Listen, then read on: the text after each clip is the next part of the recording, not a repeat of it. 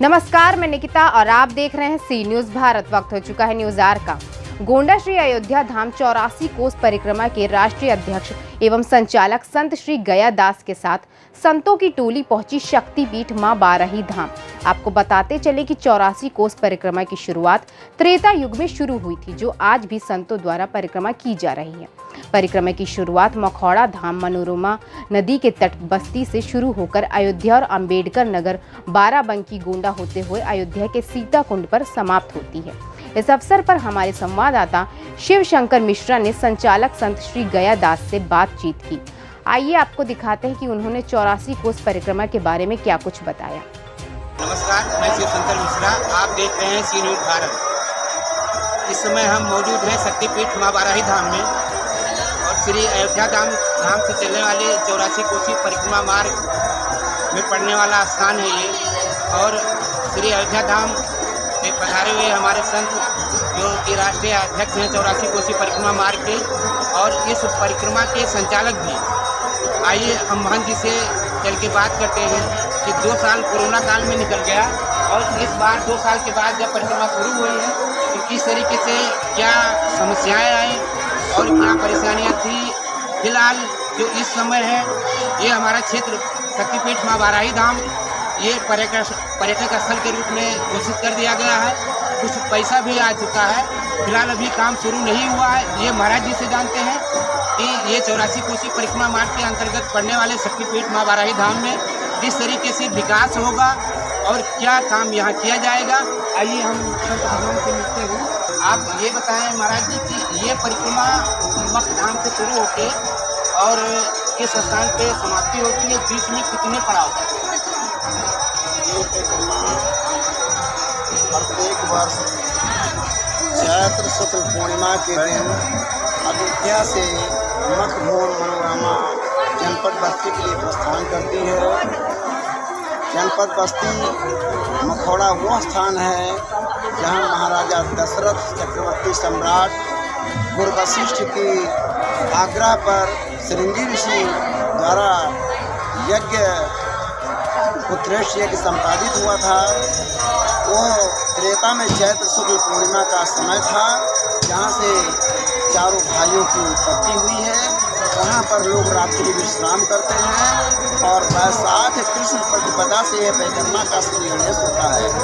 जो पहला विश्राम रामरेखा छावनी बाजार जनपद बस्ती, दूसरा हनुमान बाग थाना तिगोलिया, तीसरा श्रृंगी ऋषि का आश्रम जिन श्रृंगी ऋषि के द्वारा पुत्र ऋषि को गिराया गया था, जो तीसरा पड़ाव है। और चौथा पड़ाव है तमसा, वो महादेवा घाट तमसा नदी।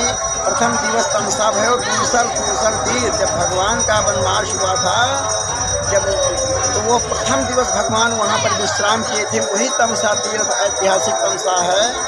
उसके बाद आगागन टिकरी होते हुए सूरजकुंड रामपुर भगन विश्राम होता है। ये ऐतिहासिक स्थल है। वहाँ पर 7 कुंड हैं, तारा कुंड, अग्नि कुंड, हनुमान कुंड आदि विभिन्न इस तरह के कुंड वहाँ पर पाए जाते हैं, जो ऐतिहासिक हैं, जो त्रेता काल में भगवान रामचंद्र जी के द्वारा स्थापित हुए थे। और वहाँ से परिक्रमा ढेमा बैस से गुजरते हुए आस्तिक मुनि का आश्रम और उसके बाद जन्मेजय कुंड पहुंचती है। जन्मेजय कुंड वो स्थान है जहां महाराज परीक्षित को सर्प काटा था और उनके पुत्र जन्मेजय ने आस्तिक मुनि की सहायता से सर्प यज्ञ किया था, जिसमें एक तक्षक बचा था जो इंद्र के सिंहासन में जाकर लिपट गया था।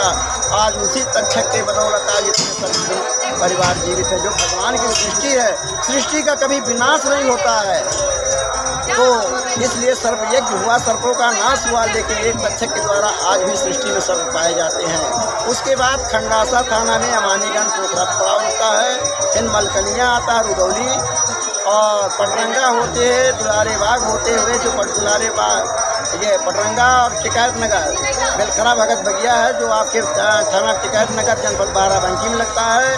वहाँ से घाघरा नदी पार कर करके परिक्रमा दुलारे बाग गोंडा में प्रवेश करती है। और गोंडा से राजापुर तुलसी जन्मभूमि, जो बहुत ही ऐतिहासिक स्थल है।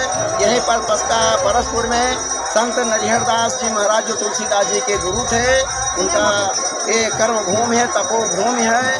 आज दुर्भाग्य है हमारे समाज का कि जहाँ भी धार्मिक स्थल है वहाँ पर नाना प्रकार के विवाद पाए जाते हैं। और आपको बांदा जनपद में जो तुलसी जन्मभूमि है और राजापुर में जो तुलसी जन्मभूमि गोंडा जनपद में है, यहाँ का प्रमाण सारे प्रमाण मौजूद हैं। तुलसीदास जी के द्वारा मोरपंखी से लिखा रामचरितमानस भी यहाँ पर मौजूद है, सरजू नदी भी यहाँ पर मौजूद है। आत्मा राम दुबे जो उनके पिताजी थे उनके नाम से 150 बीघा जमीन भी यहाँ पर मौजूद है। उसके भी बावजूद राजापुर को घोषित किया जा रहा है। तमाम प्रमाण यहाँ पर पाए जाते हैं। और उसके बाद आज ये बाराही देवी, माँ बाराही देवी शक्तिपीठ पर बैठे हुए हैं हम लोग। जब यहाँ पर ये शक्तिपीठ वो शक्तिपीठ है जब राजा दक्ष के यज्ञ में महारानी सती हुई थी और भगवान शंकर उस मृत शरीर को लेकर के भ्रमण कर रहे थे। भगवान विष्णु ने अपने सुदर्शन चक्र के द्वारा उनके अंग अंग को जहाँ जहाँ खंडन किया है वो 108 शक्तिपीठ बनी है। उसी 108 शक्तिपीठों में से ये बाराही देवी, माँ बाराही देवी का स्थान है। उसी पंचकोशी परिक्रमा की तरह इसको भी पर्यटन मानचित्र से जोड़ा जाए, नदियों पे पुल बनाए जाएं और पौराणिक स्थलों का विकास किया जाए। मार्ग में पड़ने वाले जो भी गैर पौराणिक स्थल है वहाँ भी पेयजल प्रकाश की व्यवस्था सुनिश्चित कराई जाए। सरकार ने सारी मांगों को स्वीकृत कर लिया है। और परिक्रमा करने का क्या लाभ होता है, परिक्रमा क्यों किया जाता है? ज्ञान ज्ञान चा पापान जन्मांतर की चान चा तान सर्वाण नक्षण प्रदक्षिणम पदे पदे। जो 84 लाख योनियों को भोगने के पास ये मानव शरीर प्राप्त हुआ, अर्जित हुआ है। हर एक प्राणी की इच्छा होती है कि पुनः हमको इस 84 में न जाना पड़े।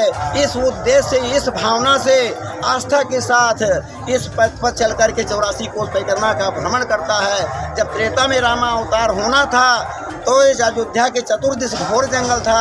हमारे ऋषि मुनि संत महात्मा इन जंगलों में रह के तपस्या करते थे कि त्रेता में भगवान राम का अवतार होगा और इस पथ पर चल करके का अवतार होगा और हमारे जीवन को मन दर्शन देके कृतार्थ करेंगे। तो जिस मार्ग से प्रभु श्री राम जा करके उन ऋषि मुनि के आश्रमों में पहुँचे हैं, उन्हें दर्शन दिए हैं, वो 84 कोस की परिधि बनी है। उसको आज शास्त्रीय सीमा के रूप में जाना जाता है। यही शास्त्रीय सीमा है जो हमारी 84 कोस की परिक्रमा है। यहाँ के बाद हम आपको यमदग्नि मुनि के आश्रम पहुँचेंगे और अष्टावक्र जो आश्रम है यमदई राम घाट, और उसके बाद जमथा है जो ब्रह्मा के पुत्र का नाम से जमदग्नि ऋषि हैं। और वहाँ से होते हुए कपिल मुनि के आश्रम हम लोग पहुँचेंगे। कपिल मुनि के आश्रम से होते हुए आपको नवाब पहलवान वीर मंदिर के बाद हम लोग मखौड़ा स्थान जाएंगे जहाँ से परिक्रमा का श्री गणेश किए थे, वहीं पर समापन करेंगे। लेकिन बंधुओं, सुमेर अयोध्या जैसे माला होती, माला में एक सुमेर लगा होता है, उसी तरह अयोध्या जो है एक सुमेर है, सीता कुंड स्थल पौराणिक। वहाँ पर हम जा करके जो हम ये अनुष्ठान लेके चल रहे हैं, इस अनुष्ठान का विसर्जन वहाँ पर हम करेंगे यज्ञ हवन पूजा पाठ के साथ। और दसवीं के दिन कान्हा जानकी नवमी है। और परिक्रमा का उद्देश्य क्या होता है? राम जन्म के उपलक्ष्य में परिक्रमा का श्री गणेश होता है और सीता जी के जन्म के उपलक्ष्य में परिक्रमा का समापन होता है। तो बंधुओं, जानकी नवमी के दिन 10 मई को जानकी नवमी है, वहाँ पर हम लोग जाकर राम जन्मभूमि की परिक्रमा कर करके और यज्ञ हवन के साथ परिक्रमा का विसर्जन करेंगे।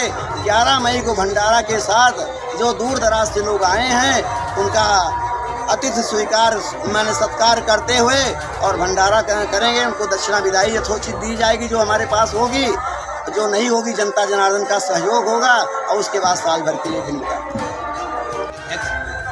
माननीय श्री महंत गयादास जी और हमारे साथ शक्तिपीठ माँ बाराही धाम की महंत साध्वी रामा जी भी हैं, यही उपस्थित हैं। आइए उनसे जानते हैं। जी महंत जी, आप शक्तिपीठ माँ बाराही धाम के महंत हैं, आप कुछ कहना चाहेंगे इन संतों के विषय में? कहना चाहेंगे कि बाराही धाम में आए हैं, इनका स्वागत है। आपके द्वारा सुबह कुछ फल का और कुछ वस्त्र का वितरण किया गया, ये आपके मन में ये बातें कैसे बैठी, या किसी ने सुझाव दिया कि संतों की सेवा की जाए? बहुत पहले से मेरे मन में संतों के लिए सेवा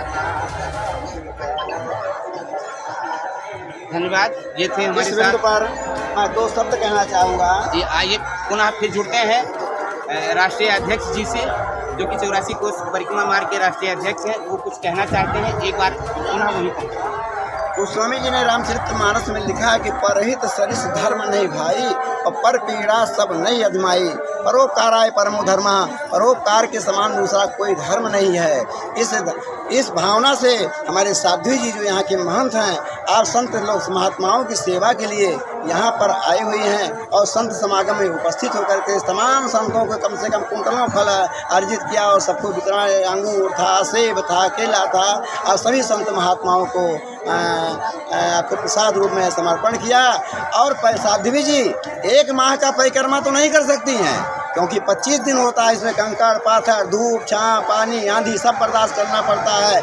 लेकिन एक दिन संतों की सेवा सप्रेम कर करके इतना पुण्य अर्जन किया है कि न मालूम कै 84 का करने का हमें कितने 84 का पुण्य अर्जन श्री साधु जी ने कर लिया है। मैं इनको कोट कोट बधाई देता हूँ कि और भगवान इनका कल्याण करें। और इसी तरह संवाददाता शिव शंकर मिश्रा, गोंडा की रिपोर्ट।